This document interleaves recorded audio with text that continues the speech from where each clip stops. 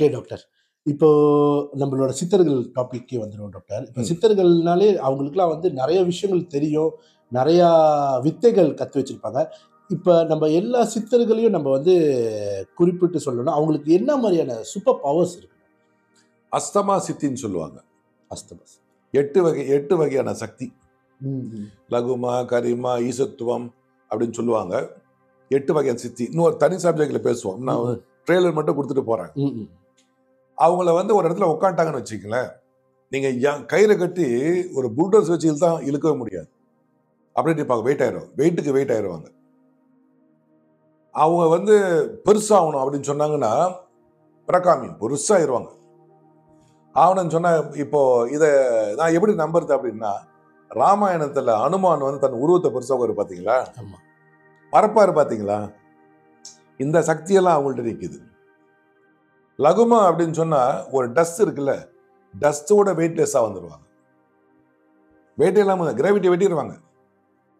இந்த அஸ்தமா சித்தி யார்கிட்ட இருக்குதோ அவங்க தான் சித்தர்கள். நீங்க சொல்றதெல்லாம் மார்வல்ஸ்ல நான் பார்த்த சூப்பர்மேன், பேட்மேன், அயன்மேன், ஹல்க் அவங்கள்ட்ட இருக்கிற சக்திகளா இருக்கு. ஏன் காத்துன்னு கொண்டாந்து அங்க வச்சாங்கன்னு சொன்னா யாரும் கேள்வி கேட்க மாட்டாங்க. அது காத்துன்னு இந்த மாதிரி ஒருத்தர் இருக்கிறாருன்னா நேரா போயிடுவான். அவன் டெஸ்ட் பண்றது போயிடுவான். விஞ்ஞானிகள் எல்லாம் போயிடுவாங்க. டெஸ்ட் பண்ணி காட்டுன்னு சொல்லிடுவாங்களா இல்லையா? அப்ப இது பிரச்சனை. இவங்க இதை வந்து மேஜிக் காட்டவோ, நான் பெரிய ஆளுன்னு காட்டவோ, சம்பாதிக்கவோ வரமாட்டாங்க. இது எப்படி தெரியுங்களா? இந்த வாழ்க்கை உங்களுடையது, இந்த வாழ்க்கை என்னுடையது. நமக்கு பரீட்சை வைக்கிறாங்க. யாரும் வந்து பரீட்சை நமக்கு எழுதி கொடுக்க மாட்டோம். நம்மளா பரீட்சை எழுதணும். சரிங்களா? நான் என் பரீட்சை நான் எழுதி ஆகணும். இதுல பாஸ் பண்ணா நம்ம அடுத்த இதுக்கு போக போறோம்.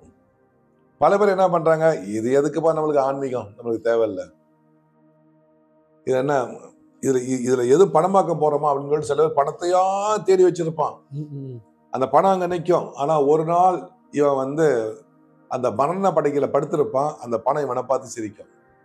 என்னை எப்படி வெறி கொண்டு நீ தேடன, இப்ப என்ன விட்டுட்டு போறியே ராசா, அனுபவிக்காம போறிய அப்படின்னு சொல்லிட்டு. அப்ப மகிழ்ச்சிய ஒரு மனிதன் மனிதன் வந்து இழந்து இன்னொரு மனிதனுடைய மகிழ்ச்சியை கெடுத்து சம்பாதிக்கிறான் பல இடங்கள்ல. தன் 8 ஹவர் தூங்க வேண்டிய ஒரு மகிழ்ச்சியான ஒரு நேரத்தை கெடுத்துக்கிட்டு இன்னொருத்தனையும் மகிழ்ச்சியை கெடுத்து ஏமாத்தி சம்பாதிச்சு எடுத்து வச்சுட்டு, அப்போ இங்க பாருங்க, ஒன்னு சொல்றேன் கேளுங்க. Every action there will be equal and opposite reaction. ஒவ்வொரு செயலுக்கும் மறு செயல் உண்டு. அப்ப நீ எதை போய் கொண்டு வந்தியோ திரும்ப அதை கரெக்டா வச்சு 10 மடங்கு நல்லா செய்ய போகுது. கர்மா. Okay doctor. இப்போ நம்ம சித்தர்கள்லாம் பார்த்தீங்கன்னா நம்மளுக்கு நிறைய மெசேஜ் சொல்லிட்டு போயிருக்காங்க. அவங்களோட அந்த மெசேஜை அவங்க எப்படி நம்ம அடுத்த தலைமுறைக்கு கடத்தினாங்க? இப்போ வந்து ஓலைச்சுவடிலையா, இல்லை கவிதைகளா, பாடல்களா, இந்த மாதிரி கடத்தினாங்களே, அந்த மெசேஜ் இப்போ உள்ள தலைமுறைக்கு கரெக்டாக வந்து சேர்ந்துருக்கா? நிச்சயமா சேர்ந்தவாசி தானே நீங்க வந்து என்ன பேட்டி எடுக்கிறீங்க. ஓகே, சேரலன்னா எப்படி வந்திருப்பீங்க? உங்களுக்கு யார் அந்த மெசேஜை கொடுத்தா? அந்த மெசேஜ் ஏற்கனவே உங்க ஆன்மா உள்ள இருக்கு, போன பிரிவில் நிக்குது. இப்ப கரெக்டா அந்த கால் ஷீட் வந்தவன, அந்த கால் ஷீட் சொல்லுவாங்களா இல்லையா, அது வந்து காலிங், அது வந்தவனே வந்து நேரா நானும் வந்து சரி, எல்லாம் ஒரு ஆளை நீ பார்ப்பதும் ஒருத்தர் பேசுவதும் சாதாரண ஒரு நிகழ்வு இல்லை. ஏதோ ஒரு விட்டக்குறை தொட்டக்குறை டீஜாவுன்னு சொல்லுவாங்க, கேள்விப்பட்டிருக்கீங்களா? இருக்கு, இந்த இடத்துல வந்த மாதிரி இருக்க, லாஸ்ட் பர்த்ல இருக்கும், அது இடம் மாதிரி பார்த்தோட தோணுச்சு. இவர்கிட்ட என்னமோ பழகின மாதிரி இருக்க. இது வந்து ஆங்கிலத்தில் டீஜாவுன்னு சொல்லுவான். நாங்க வந்து ஃபைத்தோ பயோபிசிக்ஸ் படிக்கிறப்ப லண்டன்ல இதை பத்தி நிறைய நாங்க படிச்சோம். எல்லாமே ஒரு உணர்வு தான். இத நம்ம கேள்வி விட்டு எங்கேயோ போறோம், திரும்ப வந்துடுறேன். அம்மா சமைச்சுக்கிட்டு இருப்பாங்க, தன் குழந்தை முன்னுக்கு விளையாண்டுகிட்டு இருக்கோம். அது கீழே உழுவு போது அம்மா மனசு ஐயோ பார்த்துருக்கீங்களா? அதுதான் அந்த உணர்வு நிலை. ஏன்னா அந்த அம்மாவோட உணர்வு எல்லாம் அந்த குழந்தை மேல நிற்கும். அது எப்படியாவது வந்து ஒரு மின்காந்த சக்தியில வந்து உள்ள போதுரும். இப்ப சித்தருங்க இது எப்படி கடத்தினாங்க அப்படின்னு சொன்னா, நவீனமா இல்லாத ஒரு காலத்துல பனை ஓலையை எடுத்து அதை பக்குவப்படுத்திட்டு அது மருந்தெல்லாம் போட்டு பக்குவப்படுத்தி அழகா வெட்டி எடுத்து எழுத்தாணி இப்படி பிடிச்சிட்டு எழுதுவாங்க. புள்ளி இருக்காது. இப்ப அம்மானா அந்த புள்ளி இருக்காது. நாமளா அதை பார்த்து படிச்சு கொண்டிருந்தான். இது எப்படி சாத்தியம் அப்படின்னு சொன்னீங்கன்னா, இப்ப கூட நான் ஒரு கிறுக்கு எழுத்துல எழுதி கொடுக்குறேன்னு வச்சுக்கங்களேன், அந்த முன்னெழுத்து பார்த்தா உங்களுக்கு வந்துடும், ஹவ் ஆர் யூ. படிச்சு பழகுறதுனால நம்ம பிரெயின் அதை டிசைன் பண்ணிடும். என்ன நம்மளுடைய கை புலத்திலே நீங்க பாத்தீங்கன்னா ஹவ், HOWR AREU YOU, இப்ப HRUன்னு போட்டுறானே. ஆமா, ஷார்ட் ஃபார்ம் போட்டானே இல்லையா?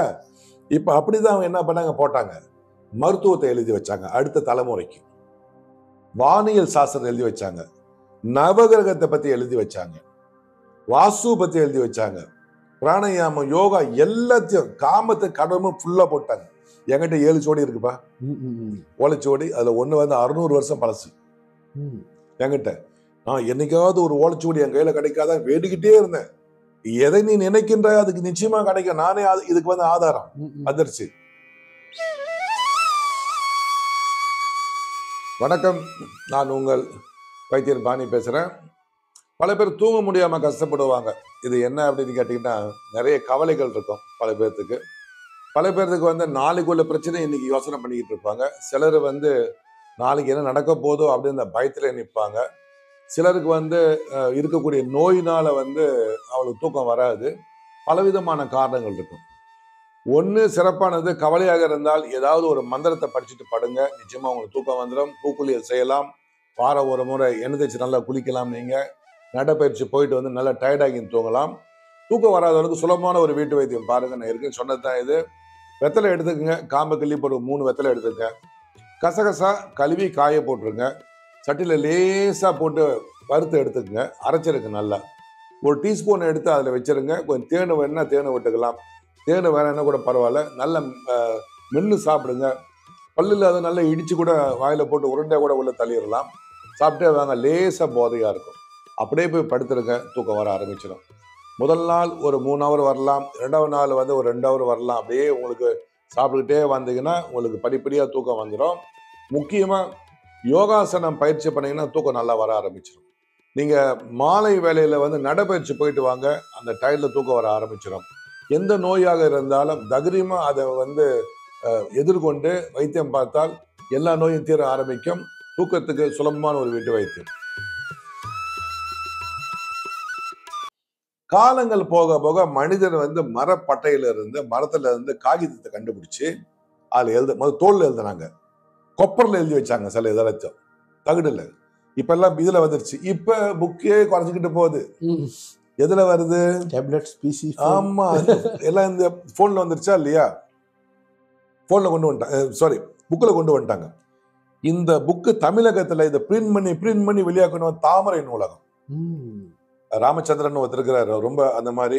அப்புறம் இன்னும் நிறைய இருக்காங்க, ரத்னவேலு முதலியார்லாம் இருக்கிறாங்க. வேணா புக்கை அடிச்சு போட்டு விட்டாங்க. நான் போய் இந்த புக்கெல்லாம் ஒரு முறை போனா மருந்து தேட போவேன், புக்கு தேட போவேன். இப்போ துணியெல்லாம் வாங்குறதா கிடையாது, புக்கை அள்ளிக்கிட்டு வருவோம். புக்கை போயிட்டு படிப்போம், ஆர்வமா படிப்போம். இந்த புக்கு அந்த புக்கு படிப்பேன். இவங்க சித்தருங்க சரியான ஒரு நேரத்துல சரியான ஒரு முறையில அதை அப்படியே கடத்தி கொண்டு வந்து நீங்க நம்மள வரைக்கும் வச்சிருக்காங்க. 20-30 ஆண்டுகளுக்கு முன்னாடி சித்தரை பத்தி அவ்வளவா தெரியாது. இன்னைக்கு இந்த நவீன காலத்துல வந்து இந்த புராணங்கள் வந்த பிறகு நிறைய பேர் தெரிய ஆரம்பிச்சிருச்சு. ஆமா, நிறைய பேர் அதை தேடி சர்ச் பண்ணி இன்டர்நெட்ல பாக்குறாங்க டாக்டர். அதை பத்தி நிறைய விஷயங்களும் தெரிஞ்சுக்கிறாங்க. ஆனா அது எப்படி நம்ம சித்தர்களை பத்தி தெரிஞ்சுக்கிற விஷயங்கள் வந்து சரியா தவறான்னு நம்ம எப்படி தெரிஞ்சுக்கணும்? நல்ல ஒரு குருவை பாருங்க, அவங்கள்ட்ட கேளுங்க. கொஞ்சமா ஒருத்தன் படிச்சுட்டு ஓவரா பேசுவான். ஒரு குடம் நல்ல தண்ணி ஃபுல்லா இருந்தா தழும்பாது, கீழே ஊத்தாது. குறவாஞ்சி வச்சு அப்படியே ஆட ஆரம்பிக்கும், பாத்திருக்கீங்களா? இவ்வளவுதான், நிறை குடம் தழும்பாது. ஆங்கிலத்தில் நல்லா சொன்னாங்க, என் ஐமேன் ஒத்த கண்ணு, என் ஐமேன் இஸ் கிங் அமைங் த பிளைண்ட். ஒத்த கண்ணு குருடனுக்கெல்லாம் தலைவன். அந்த மாதிரிதான் ஓவரா பேசிட்டு இருப்பானு. தெரிஞ்சவன் பேச மாட்டான், என்ன போல. வணக்கம், நான் உங்கள் சித்த வைத்தியர் பாணி, வாஸ்து நிபுணர். இன்னைக்கு வந்து வாஸ்து பற்றி சிறு குறிப்பை உங்களுக்கு சொல்கிறேன், எழுதி வச்சுங்க. நாளைக்கு வந்து ஒரு வீட்டை வாங்க போகிறீங்கன்னா இந்த குறிப்பை வச்சு நீங்கள் வாங்கலாம். என்னுடைய அனுபவங்களை நான் இங்கே ஒன்று சொல்ல போகிறேன். வடக்கு தாழ்ந்து இருக்க வேண்டும், வடக்கில் நீர் இருக்க வேண்டும், வடக்கு வந்து அகலமாக இருக்கணும், வடக்கு வந்து வெயிட், அதிகமான வெயிட், கல் பாரம்லாம் இருக்கக்கூடாது. இப்படி இருந்தால் அது மிக மிக சுபிட்சமான ஒரு வீடு, அது சுபிட்சமான ஒரு இடம். நன்றி, வணக்கம். நம்ம சித்தர்கள் எழுதி வச்ச அந்த சித்த மருத்துவத்துக்கும் இப்போ உள்ள மாடர்ன் மெடிசனுக்கும் என்ன டிஃப்ரெண்ட்? ரொம்ப டிஃப்ரெண்ட். இந்த நாடியை பார்த்து நோயை கணிப்பது ஒரு முறை, கண் விழியை பார்த்து நோயை கணிப்பு, அஸ்தவேத சித்தியில வந்து அஸ்தவேத குறிப்புல வந்து நோயை கணிக்க சொல்றாங்க. நாக்கை பார்த்து, ஸ்பரிசம் தோலை பார்த்து, நாளாச்சுங்களா. அவன் பேசும்போது பார்த்தீங்கன்னா, இப்போ நான் பேசுறேன்ல இந்த வார்த்தை கொஞ்சம் கரகரப்பா தான் என்ன அது சளி பிடிச்சதுன்னு அர்த்தம். அந்த தொனி, அந்த பேசும் தொனி. சிலரை பார்த்து பார்த்தீங்கன்னா எப்படி பாருங்க அந்த பேஸ் காத்து எக்கோ மாதிரி வருதா இல்லையா. இப்போ அது 5 ஆச்சு. அதுக்கப்புறம் அவர் சிறுநீர் ஒண்ணுங்க பார்ப்பாங்க. சிறுநீர் அது மஞ்சளா போதா, ரொம்ப மஞ்சளா போதா, சிகப்பா போதா, பால் கலர்ல வருதா, இதெல்லாம் இருக்கு. மலம், கலியும் மலம் வாயில போயிட்டு மலம் எப்படி போகுதுன்னு பார்ப்பாங்க. சில பேர் வந்து உள்ள நல்லா அழகா போனா போதும், இது எக்கேடு கட்டா போட்டோன்னு விடுறாங்க. அது தவறு. ஏன்னா ஒரு வீட்டுக்குள்ள ஒருத்தன் வரான், அவன் கிச்சன் பக்கம் ஓடுற பார்த்து அவன் சட்டையெல்லாம் கிழிச்சுக்கிட்டு ஓடுறான். எவனை ஒருத்தன் கிழிச்சு விட்டான் உள்ள. அப்ப உள்ள சண்டைன்னு அர்த்தம், ரைட்டா இல்லையா? அப்ப போன மலம் அது வரக்கூடிய கலர் வந்து சாக்லேட் கலர், ப்ரௌனா வரணும். கருப்பா போச்சா வாதம் கூட, ஒரு சாம்பல் கலர் போச்சா அஸ்மா நோய், சிகப்பா போகுது அப்படின்னு சொன்னா வந்து அவனுக்கு வந்து பித்தம் அதிகமா போச்சு, கழியுதுன்னா வந்து வேற பிரச்சனை, சாப்பிட்டோன்னு பேதியாவனா ஐபிஎஸ், இரிட்டபிள் பவல் சிண்ட்ரம் சொல்லுவாங்க. 7 குறிப்பாச்சா. அடுத்தது அவர்கிட்ட பேசுறோம். நம்ம பேசி என்னங்க பிரச்சனை, வயிற்று வலிங்களா, நோவுதா, இதெல்லாம் தேர்ந்தெடுத்து அஸ்தவேத குறியில ஒரு நோயை கண்டு தேர்வதுதான் சித்த வைத்தியம். ரைட்டுங்களா? அதுக்கப்புறம் வந்து அவங்க நாடியில பார்ப்பாங்க, கட்டி இருக்கா இது இருக்கான்னு பார்ப்பாங்க. இது வந்து அனுபவம், குருகிட்ட படிச்ச அனுபவம், பேஷண்ட பார்த்த அனுபவம். இப்ப ஒரு 160 வருஷத்துக்கு முன்ன பார்த்தீங்கன்னா அவங்க வந்து இந்த நாடியை வந்து ஸ்டெதஸ்கோப்பை வச்சு பார்க்கறாங்க. புரியுதுங்களா? லேப்டாப் அது இல்ல, 200-300 வகையா பார்க்கலாம். ஸ்டெதஸ்கோப்பை வச்சு ஆட்ல ஓட்டர் இருக்கான்னு பார்க்கலாம். அது லேப்டாப் ஓட்டர் அந்த ஸ்கின் போகும், லேப்டாப் ஸ்கின் போகும். அதாவது பீட் அடிச்சுட்டே இருக்கும். அப்புறம் பார்த்தா இர்ரெகுலர் வரும் அந்த பீட்டு. அப்புறம் ரெகுலர். இது கூட பரவாயில்ல. இர்ரெகுலர் தான் ஆபத்து. அந்த பீட்டு அது கண்டபடம் அடிக்குது. ஒரு டாக்டர் கண்டுபிடிச்சிருவாங்க இதை. ஆக இது அவங்களுடைய முறை. அந்த முறையில் அப்புறம் பெஸ்ட் எக்ஸ்ரே வந்துச்சு, அப்புறம் அல்ட்ராசவுண்ட் வந்துச்சு, அப்புறம் சிடி ஸ்கேன் வந்துச்சு. படம் முடிச்சு அந்த கட்டி இங்க இருக்கு, இவ்வளவு பெருசா நிக்குது, அது எப்படி இருக்குது, பரவுது அப்படின்னு கரெக்டா சொல்லிடுவாங்க. இப்ப நவீனத்துல வந்து நோயை வந்து ரொம்ப ரொம்ப அற்புதமா கண்டுபிடிக்கிறாங்க. ஆனா என்ன சாப்பிடணும் என்ன சாப்பிடக்கூடாதுன்னு சொல்லிட்டு அது இன்னும் அங்க வரல பக்குவமா. சித்த வைத்தியம் அப்பயே சொல்லிட்டாங்க, வாத பித்த கபம் அப்படின்னு சொல்லிட்டாங்க.